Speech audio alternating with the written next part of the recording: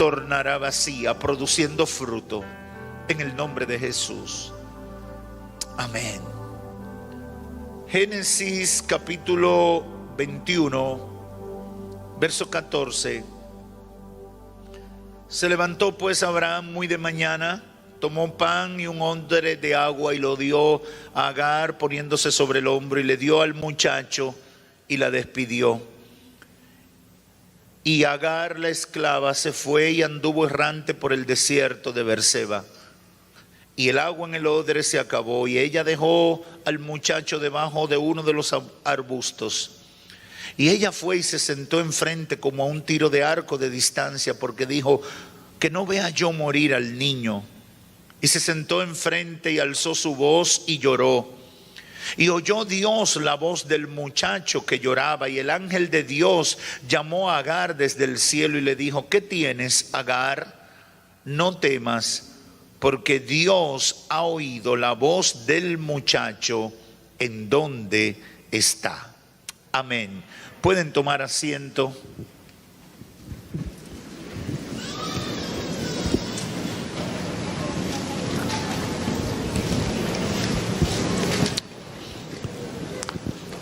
Quiero hablarles con el tema el redentor de las víctimas inocentes.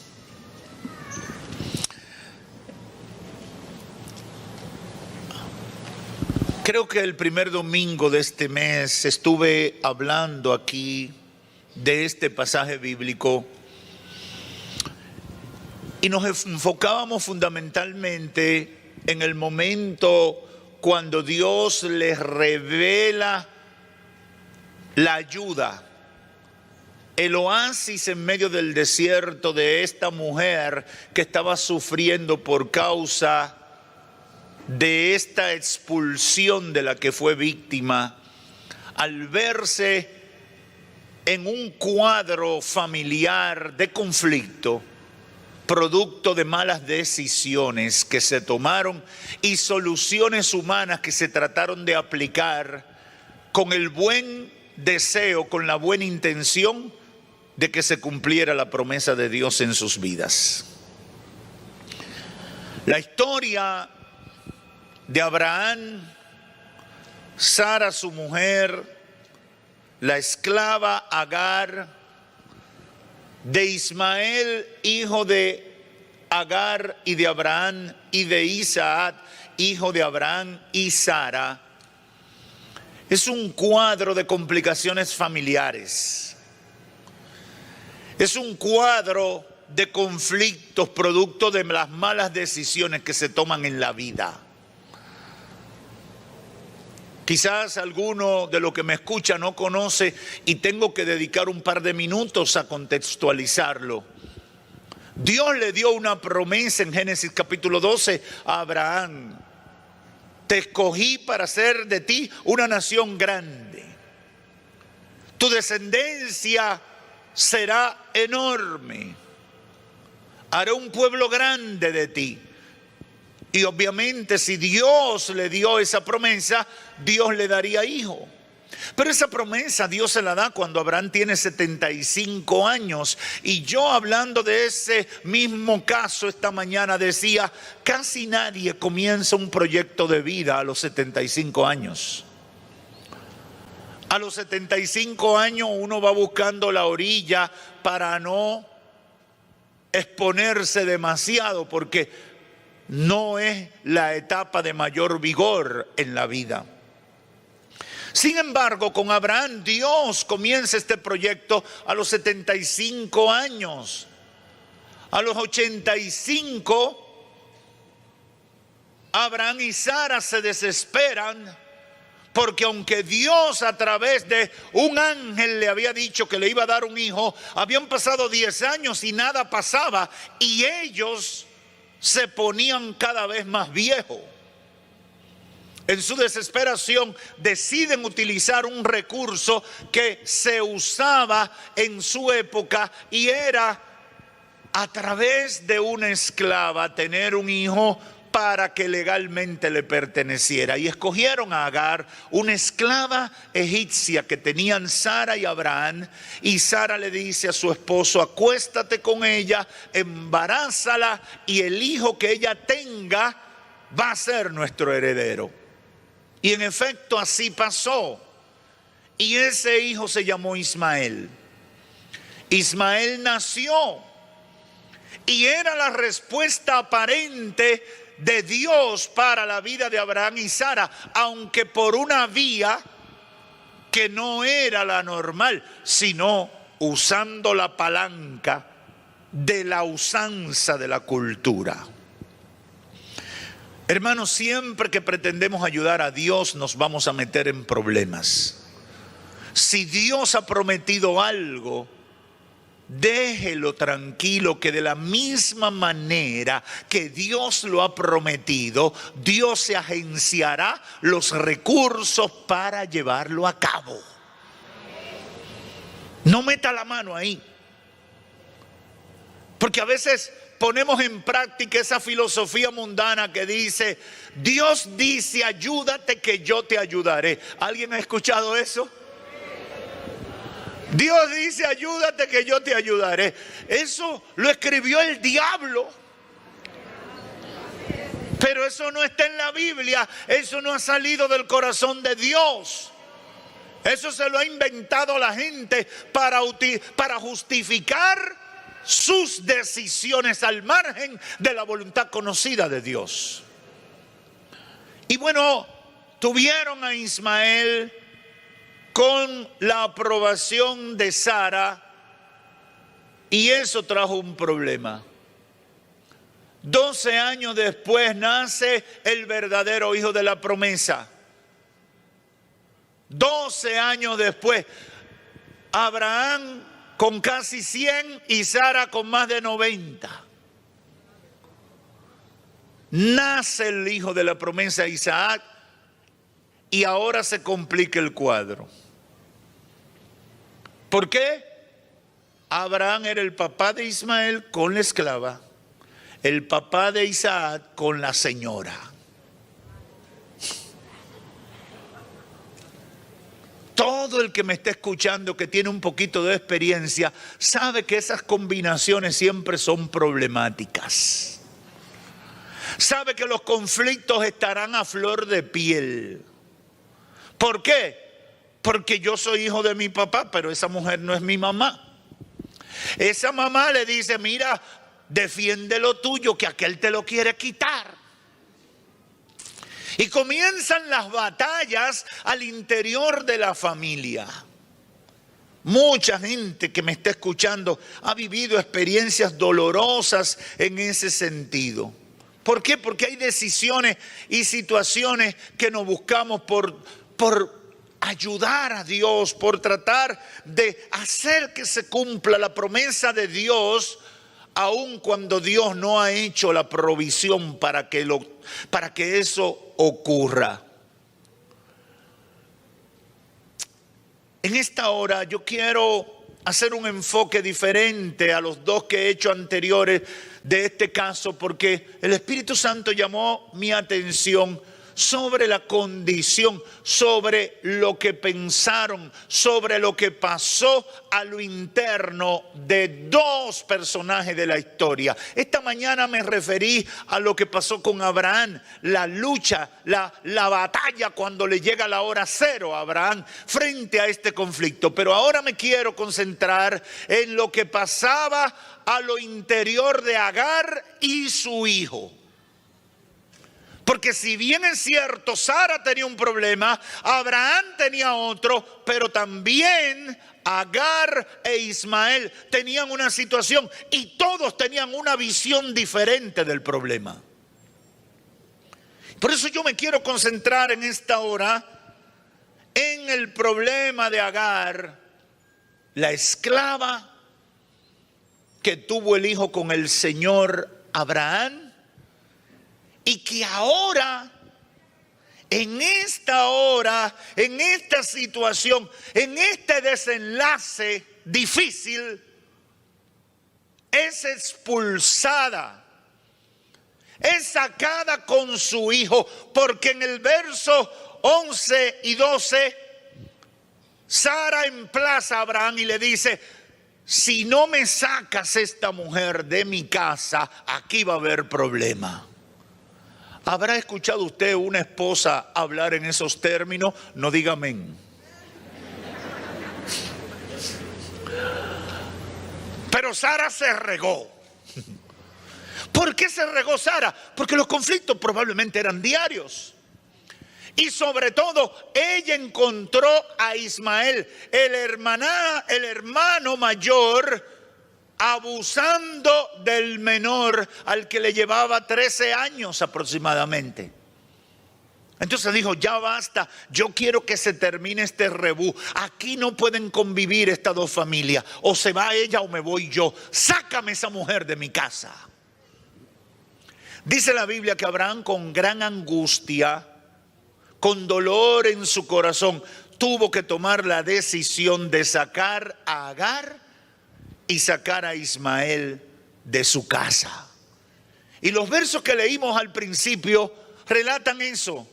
Le dio un pedazo de pan, tomó pan y un odre de agua, se lo dio y los despidió. Y la esclava se fue con su hijo al desierto de Beerseba. Es terrible el panorama para estas dos personas. Es terrible porque nadie quiere vivir una experiencia como esa. Este mar de conflictos, este panorama de confrontaciones, esta lucha de intereses, producto de ese problema creado por Abraham y Sara, llega el desenlace donde hay que sacar a dos del cuadro familiar para que llegue la paz. Y entonces dicen en la República Dominicana un dicho popular, que la soga siempre se rompe por la parte más débil. Es así. Es así. Y la parte más débil eran Agar, la esclava, y el hijo de ella, que era Ismael. ¡Qué terrible! Mientras yo meditaba en esto, el Espíritu Santo llamó mi atención a partir de lo que se describe en este verso 14, y yo pude interpretar, pude notar, pude captar el sufrimiento de Agar y su hijo Ismael cuando tienen que vagar errantes en el desierto. Pensemos por algunos momentos lo que pasaba o lo que pudo haber pasado en la cabeza de Agar y de su hijo ante la decisión de Abraham y Sara de botarlo de la casa. Me imagino que Agar pudo pensar algo como esto: yo no hice nada más que obedecer al pedido de mi jefa y mira cómo me pagan, botándome de la casa. ¿Verdad que Agar pudo pensar eso, verdad? Porque ella le tuvo un hijo al don, porque la jefa le dijo: acuéstate con el don, embarázate del don y danos un hijo que legalmente va a ser del don y mío. Entonces la botan ahora. Y me imagino que Agar dijo: yo no hice nada más que obedecer. Ella me pidió esto y después que yo obedezco, mira cómo me paga, botándome de su casa. Algo más pudo pensar Agar. Agar pudo decir: qué vida más desdichada la mía. Esclava en Egipto y ahora esclava entre esta gente extranjera. Y cuando parecía que mi mundo, que mi suerte cambiaría, todo se ha complicado. Yo no merezco estar viva. La verdad que yo no debí seguir viva, debí morirme antes de nacer para tener una vida tan maldita como la mía. ¿Verdad que Agar pudo pensar eso, verdad? Porque todo lo de ella fue tragedia. Yo decía en el primer mensaje de esta serie que ella probablemente esclava en Egipto, se la regalan a Abraham y Sara, esclava, y después que ya logra desarrollar algún tipo de relación y sentirse parte de la familia, mira ahora en el lío que termina metida. Lo mejor es morirse, dirá alguien, porque todo le sale mal. ¿Ha conocido usted personas que dicen, todo me ha salido mal en la vida? ¿Ha escuchado usted personas en su vida decir, no vale la pena lo que yo haga porque yo nací con la maldición sobre mi frente? Mi vida es un desastre. Es probable que hay gente así que me esté escuchando ahora, que estén en el templo a la distancia, que digan, no vale lo que yo haga, a mí todo me sale mal. Cuando veo alguna luz de esperanza en el oscuro túnel de mi vida, de repente viene la desgracia y otra vez todo se me daña. Parecen fuertes, pero sería muy comprensible entender que Agar pudiera pensar de esa manera. Y me gusta hacer los ejercicios con los personajes bíblicos porque la Biblia no puede entrar en el detalle específico e individual de lo que pasó con cada personaje que se relata. Porque la Biblia tiene solamente el propósito de revelar el deseo, el proyecto de Dios a través de ella. Y la Biblia va a tocar a los personajes en la medida que sirven para explicar el proyecto que Dios estaba desarrollando. Por eso la Biblia tiene que ser limitado. Pero nosotros que queremos conocer la voluntad de Dios, debemos ponernos en el lugar de los personajes y tratar de entender lo que estaba pasando, para poder asimilar y entender lo que Dios hizo, por qué lo hizo y lo que puede representar eso para nosotros. Yo no me quedé con el ejercicio solamente con Agar. Hice el ejercicio también poniéndome en el lugar de Ismael. Me imagino que Ismael, un adolescente,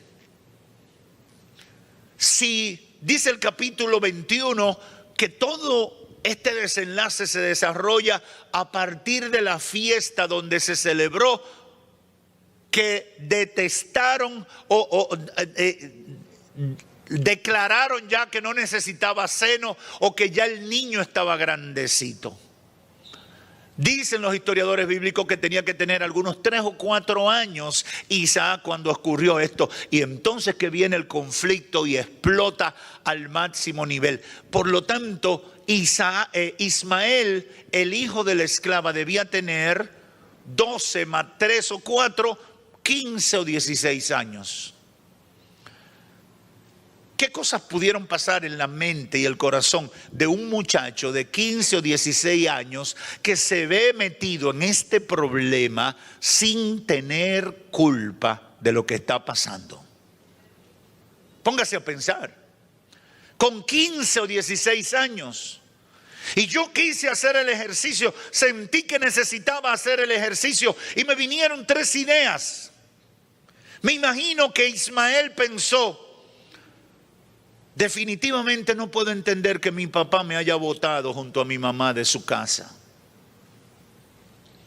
¿Qué cosa tan grande le dijo esa mujer a mi papá? Esa mujer que yo consideraba mi segunda madre.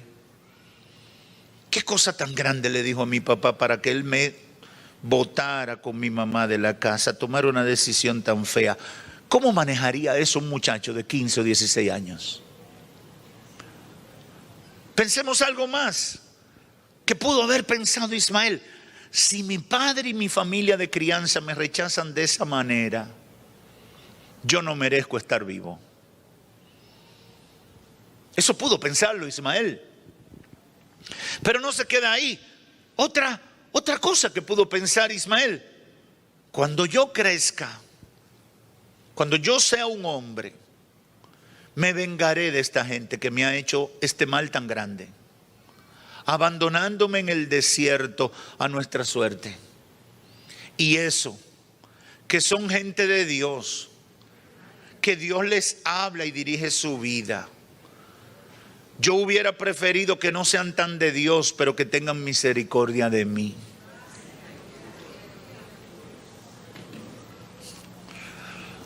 ¿Usted está entendiendo? Porque a veces uno lee este cuadro y uno lo pasa por arribita y se detiene en lo fundamental. Póngase en la cabeza de un muchacho de 15 o 16 años siendo parte de esta situación.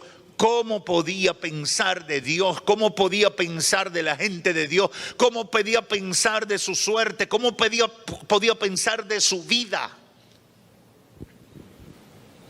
Esas expresiones serían comprensibles de un joven adolescente como Ismael, que tiene que salir de la única casa y familia que conoce para vagar por el desierto, corriendo el riesgo de morir por falta de comida, de agua o de que una fiera los devorara en el camino. ¿Cómo podríamos calificar a la esclava Agar y al joven Ismael?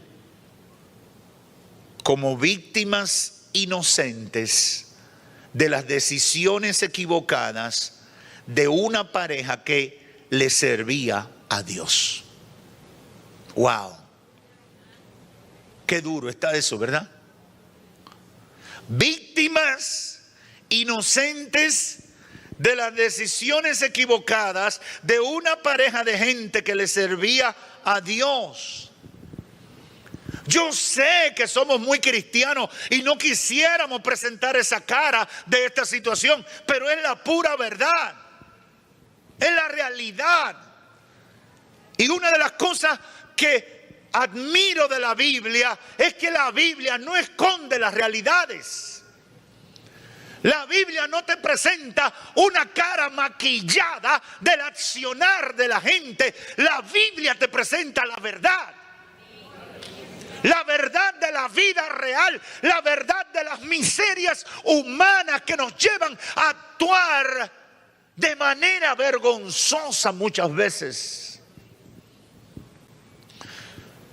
Precisamente para gente que puede sentirse similar a la esclava Agar y a su hijo Ismael, es la palabra que el Señor me ha dado en esta oportunidad. Y fue muy claro el Espíritu Santo al ministrar a mi espíritu cuando me dio esta palabra. Yo soy el redentor de las víctimas inocentes. Yo soy el redentor de las víctimas inocentes. Y yo había usado muchas veces la palabra redentor, pero yo no podía entender en el contexto por qué Dios me daba esta palabra para hoy. Y tuve que ir a buscar el significado de la palabra redentor y encontré, es aquel que redime. Redimir significa rescatar a alguien de la esclavitud, librarlo de una obligación o poner fin a un trabajo, dolor o molestia. Aleluya.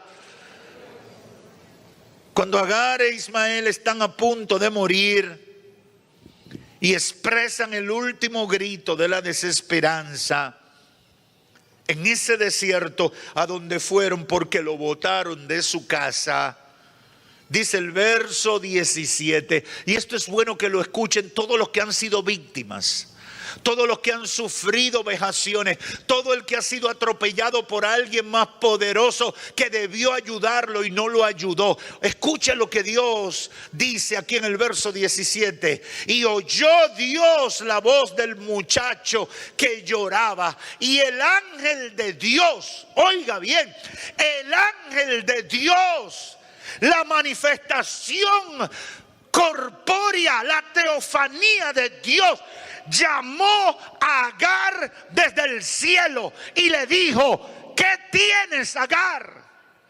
Aleluya.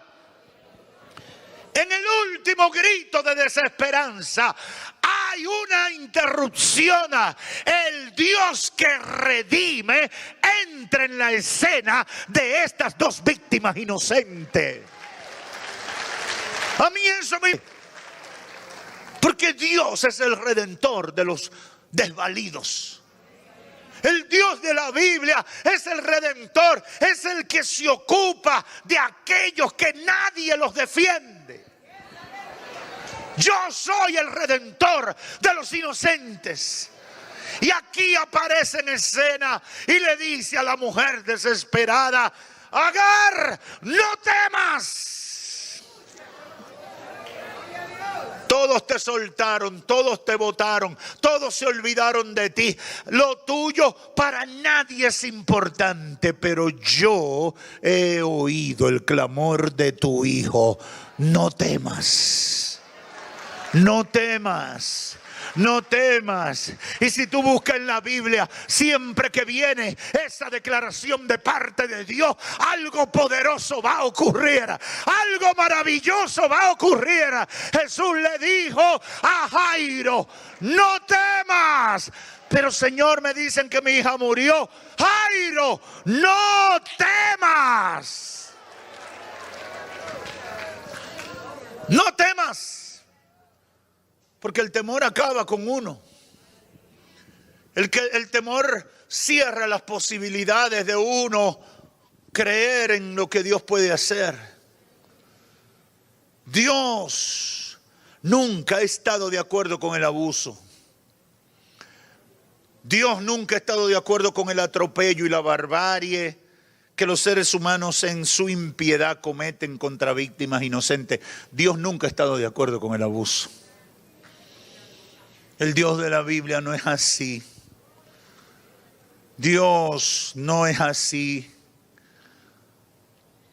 Por boca del profeta Jeremías, en un momento muy importante de la vida del pueblo judío, en el capítulo 7 del libro que lleva el nombre del profeta, verso 5, mire lo que Dios le dice a través de Jeremías a su pueblo. Dice, pero si mejorareis cumplidamente vuestros caminos, es decir, si se arrepienten, si con verdad hicieren justicia entre el hombre y su prójimo, y no oprimen al extranjero, al huérfano y a la viuda, ni en este lugar derramaréis la sangre inocente, ni anduviereis en pos de dioses ajenos para mal vuestro, os haré morar en este lugar, en la tierra que di a vuestros padres para siempre. ¿Qué le estaba diciendo el Señor a Jeremías? Yo no apoyo el abuso. Yo no apoyo el maltrato. Yo no apoyo que se derrame sangre inocente. Yo no apoyo que opriman al extranjero, al huérfano y a la viuda, a los que son víctimas de los demás. Yo no lo apoyo. Si ustedes me obedecen, si ustedes cuidan a esta gente, yo les voy a dar la tierra que hoy tienen, que están a punto de perder, que están a punto de ser invadidos. Yo le voy a preservar la bendición. ¿Por qué? Porque Dios no comulga con los abusos y los atropellos. Yo no tolero los abusos, le está diciendo. Y si se llevan de mi consejo y hacen la justicia a las víctimas inocentes, los haré morar en este lugar. El profeta Daniel, después de pasarse una noche en el foso de los leones, siendo acosado por esas fieras hambrientas sin haber cometido una falta, solo porque unos adulones, unos bufones del rey sembraron mentiras y falsedad sobre Daniel y su comportamiento. Daniel, cuando Dios lo libra de los leones, testifica con unas palabras poderosas en el capítulo 6 de Daniel, a partir del verso 19. Y quiero referirle para que ustedes vean a lo que hace referencia Daniel en este momento que es librado de las fieras hambrientas. El rey pues se levantó muy de mañana y fue apresuradamente al foso de los leones, y acercándose al foso llamó a voces a Daniel con voz triste y le dijo: Daniel, siervo del Dios viviente, el Dios tuyo, a quien tú continuamente sirves, ¿te ha podido librar de los leones? Entonces Daniel respondió al rey: oh rey, vive para siempre. Mi Dios envió su ángel, el cual cerró la boca de los leones para que no me hiciesen daño. ¿Quién fue que se le apareció y le respondió a Agar en el desierto de Berseba? ¿Usted ve la conexión? ¿Quién se le apareció a Agar y a su hijo en el momento crítico? Claramente dice el texto: el ángel de Jehová habló a Agar y le dijo: no temas. Y mire lo que dice Daniel aquí: Rey, mi Dios envió su ángel, el cual cerró la boca de los leones. ¿Para qué? No me hiciesen daño, porque ustedes estaban abusando de mí. Porque ante él, ¿ante quién? Ante Dios fui hallado inocente. Y aún delante de ti, oh rey, yo no he hecho nada malo. En otras palabras, yo soy una víctima inocente de todo lo que ha pasado aquí. Pero el ángel de Jehová intervino y me preservó la vida frente a estas fieras hambrientas. Aleluya. El Dios que le servimos es redentor de las víctimas inocentes. ¿Por qué? Porque Él es justo. ¿Por qué? Porque Él no tolera el atropello. ¿Por qué? Porque Él persigue a los abusadores y los destruye. Pero lo mejor de todo es que Dios redime a los inocentes. Y esa es la palabra de esperanza que el Espíritu Santo ha puesto en mi corazón en esta hora. Dios redime a los inocentes. Dios redime a aquellos que no tienen quien los defienda. Dios interviene de manera sobrenatural en defensa de aquellos que los otros creen que no tienen quien los ayude. Y eso es bueno que lo sepan los abusadores, los instrumentos del diablo, los que se levantan inmisericordiamente para producir daño, los ladrones, los que atropellan, los que especulan, los que trabajan tras bambalinas haciendo daño contra gente que no le ha hecho nada con tal de ganarse unos pesos sucios. Eso es bueno que lo sepan. Las víctimas inocentes, aunque el sistema no lo defienda, hay un Dios en el cielo que los redime. Hermanos, porque yo no sé usted, pero yo muchas veces me indigno. Me siento mal. Me siento impotente al ver los abusadores de todos los tiempos, y en especial los de este tiempo, saliéndose aparentemente con la suya. Y uno dice: mira, ese le quitó la comida como a 100 familias por ladrón. Mire, toda esa gente que se enfermó por causa de ese ganarse unos cuartos sacando ese material de esa mina. Mira cómo está todos estos campos secos porque hubo uno que atajó el agua por ahí arriba y no le importa que a los otros se le dañe la cosecha, pasen hambre y se queden sin nada solo porque a él le dio la gana y está pegado con el gobierno de turno y nadie le puede hacer nada.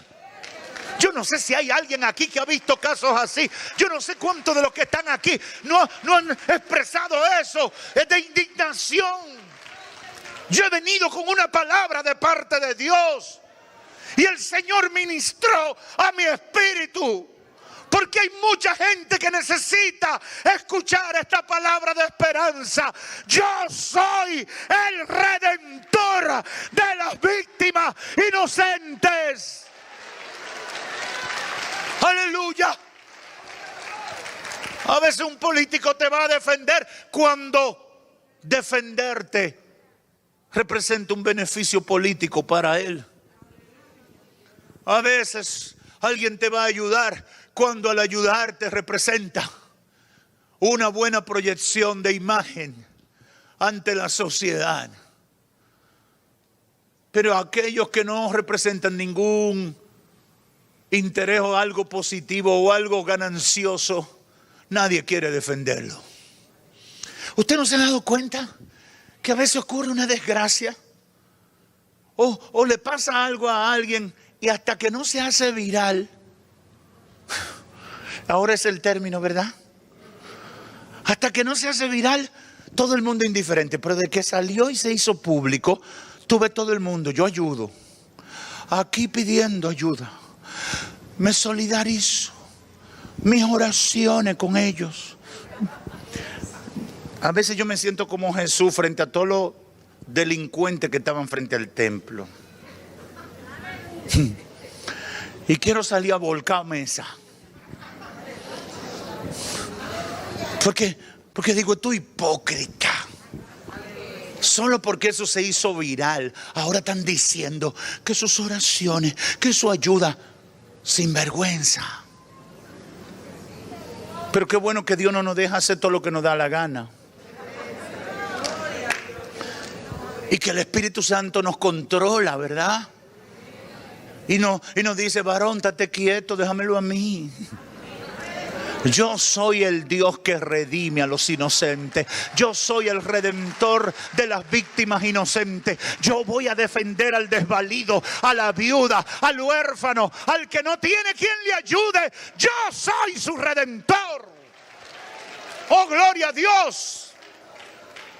Aleluya. El propósito de esta palabra se resume en que todos los que han sido víctimas inocentes de un abuso, de una mala decisión de alguien, de la vanidad o el orgullo de un impío, el Señor te dice en este momento, yo soy tu redentor. Aunque nadie se interese en ti, yo soy tu redentor. Yo soy el redentor de las víctimas inocentes. Eso no se quedará de esa manera. Dios enviará a su ángel para librarte, no sé cómo, no sé en qué momento, no sé hasta dónde esperará, pero yo sé que Dios actúa. Hermano, aunque usted no entienda las cosas como pasan. Y yo se lo digo porque uno a veces hasta pudiera perder la fe viendo los abusos y los atropellos. A veces yo no entiendo por qué Dios espera tanto, pero he llegado a la conclusión de que cuando Dios le da chance es porque lo que viene es demasiado grande y está tratando de que la gente obtempere al llamado antes que sea demasiado tarde. Dios enviará a su ángel a librarte. Si te hieren o hacen daño, Él te sanará y te curará para darte una nueva oportunidad. No permitas que la decisión de otros, el mal comportamiento de otros y los errores de otros destruyan tu presente y tu futuro. Y ya estoy terminando, pero quiero resaltar este pedacito. Abraham y Sara eran gente de Dios. ¿Cuántos creen que eran gente de Dios? Usted sabe cómo Dios llama a Abraham, ¿verdad? El Señor dice, ese es mi amigo.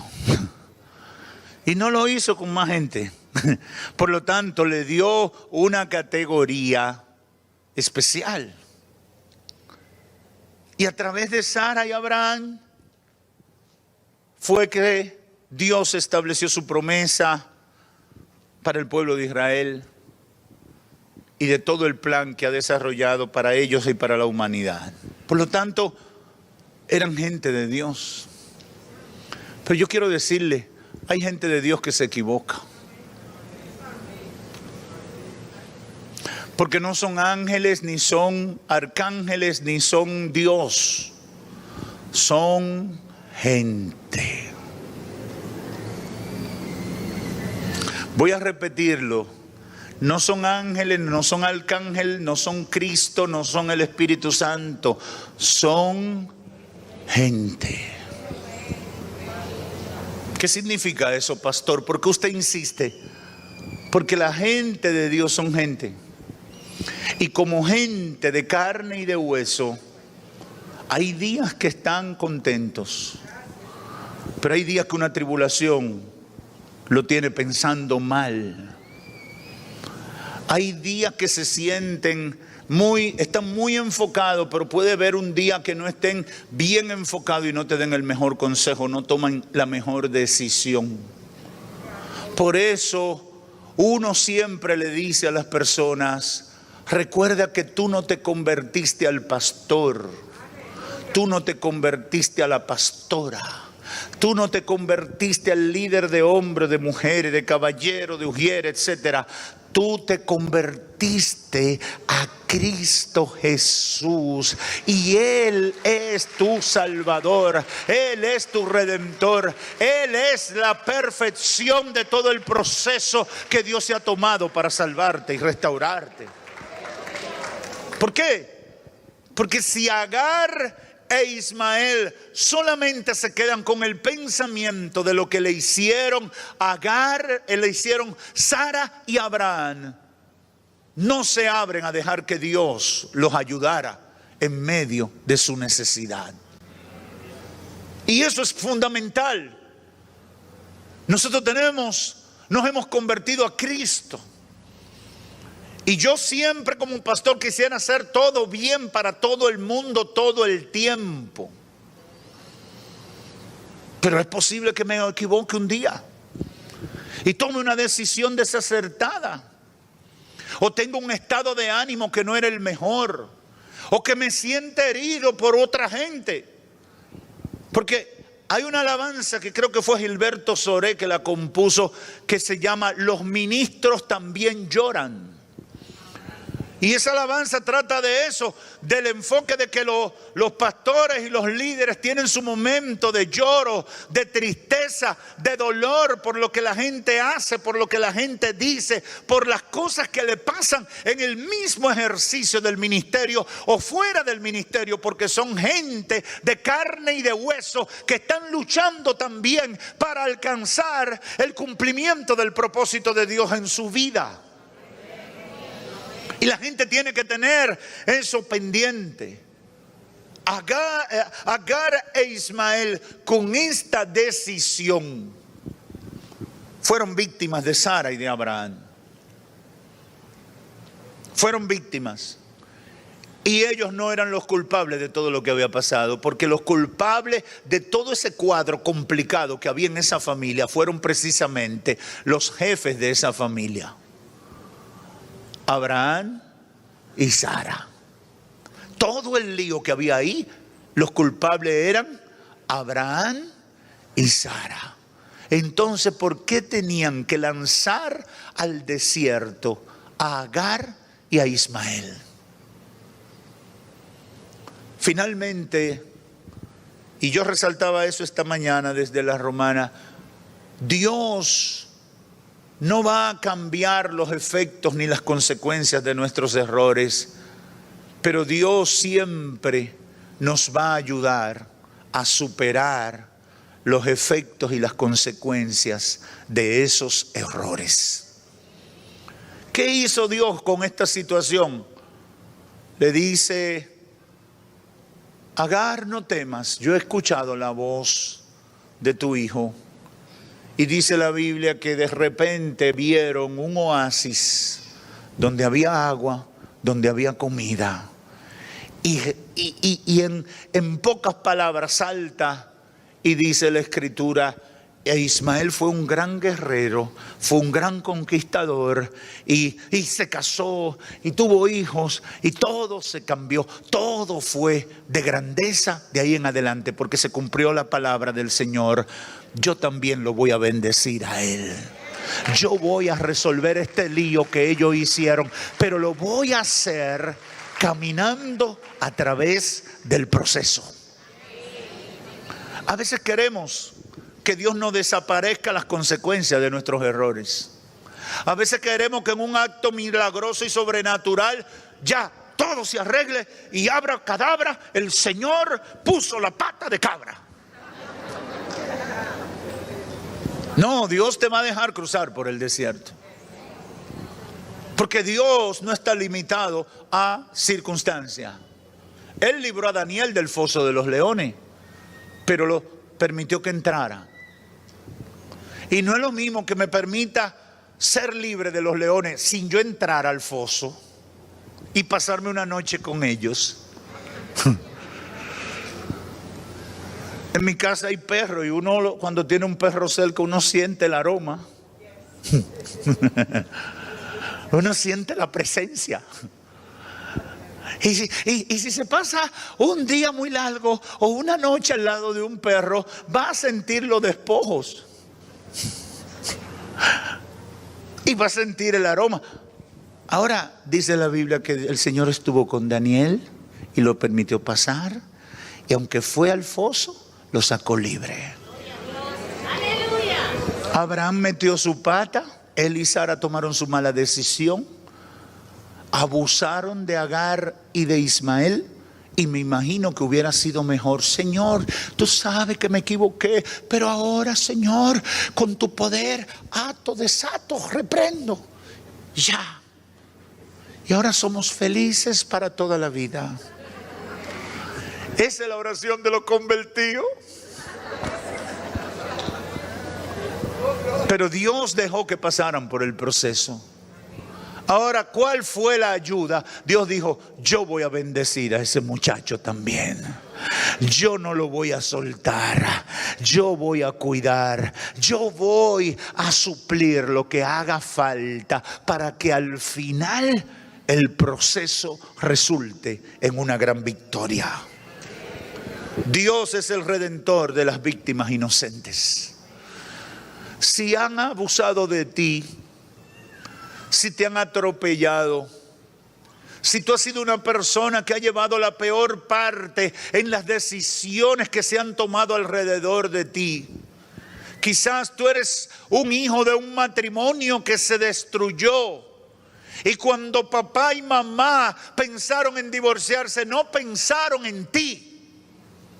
Quizás tú eres una persona que fue violada por alguien que no pudiste denunciar. Quizás tú fuiste víctima de un abuso, de un atropello. Te levantaron un falso testimonio. Te sacaron con humillación y dañando tu reputación. Y tu mundo se ha complicado. Tu vida se ha arruinado por causa de alguien que usó su poder y abusó de ti. O por lo menos no te defendió cuando pudo haberlo hecho para evitarte esa desgracia.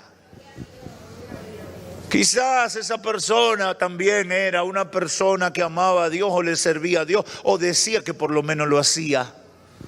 Te sientes mal, te sientes terrible, te sientes deprimido, te sientes frustrado, te sientes que la vida no te ha sonreído, que en tu firmamento solo hay oscuridad, que no hay días, solamente noches en tu vida. Yo he venido con un mensaje de parte del Señor. Dios es el redentor de las víctimas inocentes. Y de aquí a poco Él lo mostrará en tu vida. No permitas que la decisión de otros destruya tu presente y tu futuro. Dios puede a partir de hoy hacer un futuro de gloria para ti. Dios puede a partir de hoy tomar cargo de tu situación y hacer un tiempo diferente. Yo he visto a Dios hacer maravillas, y cuando uno cree que la vida ya no tiene nada que enseñarle de lo bueno que pueda haber en la vida, de repente Dios te demuestra que el mejor tiempo de tu vida apenas está comenzando. Yo no sé si hay alguien que cree esa palabra. Porque el redentor de los inocentes no se quedará cruzado, con los brazos cruzados. Desde hoy yo te recomiendo que te agarres de Dios. Desde hoy yo te recomiendo que le digas al Señor que lo aceptas como tu redentor. No importa que te violaron, si te atropellaron, si te botaron, si te difamaron, si han hecho lo indecible para dañarte. Dios pelea por ti. Dios sana tu corazón. Dios defiende tu causa. Agárrate del Señor, porque Él no te va a soltar a ti. Amigo o amiga, agárrate de Dios. ¿Qué hago, pastor, entonces?